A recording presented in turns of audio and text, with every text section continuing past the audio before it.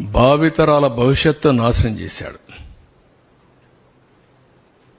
ఒక శాపంగా మారాడు. ఏ పాపం చేశారండి ఈ రాష్ట్రంలో ఉండే ప్రజలు? రాజధాని లేదు అని చెప్పుకొని పాపం ఏం చేశారు వీళ్ళు?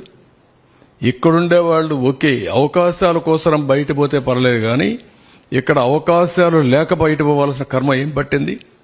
తెలివితేటలు లేవా? ఇక్కడ వనరులు లేవా?